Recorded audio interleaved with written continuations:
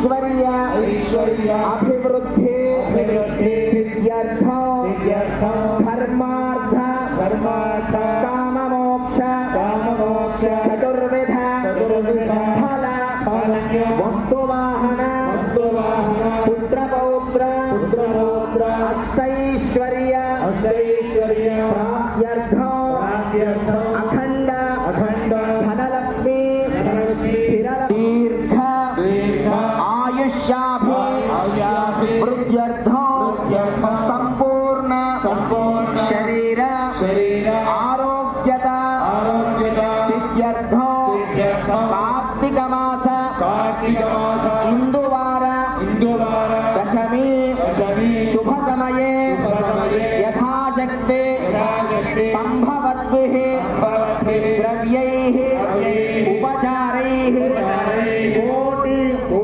बिल्वार्चनम् अहं करिष्ये।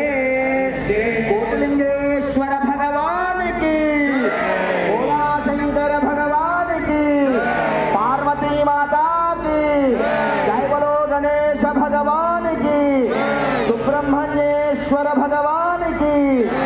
శిరస్సు వంచిన మధ్యలో ఆది దంపతులైన పార్వతీ పరమేశ్వరుడు పూర్తి కుటుంబం మనకి దర్శనమిస్తోంది.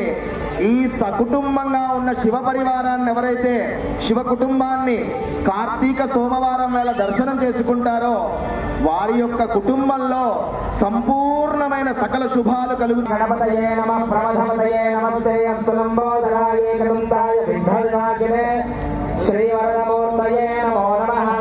ఓం గణానాం త్వా గణపతి హవామహే కవిం కవీనాముపమశ్రవస్తమో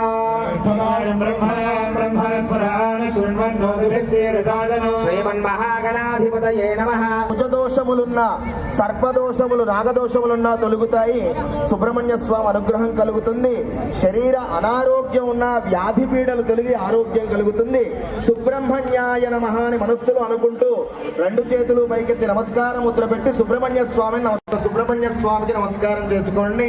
పార్వతీ పరమేశ్వరులని ఆది దంపతులను ఒక్కసారి ధ్యానం చేద్దాం. రెండు చేతులు పైకెత్తి నమస్కార ముద్ర పెట్టి అందరూ చెప్పండి. ఓం నమస్తే దేవదేవేశ నమస్తే పరమేశ్వరాయ నమో నమః.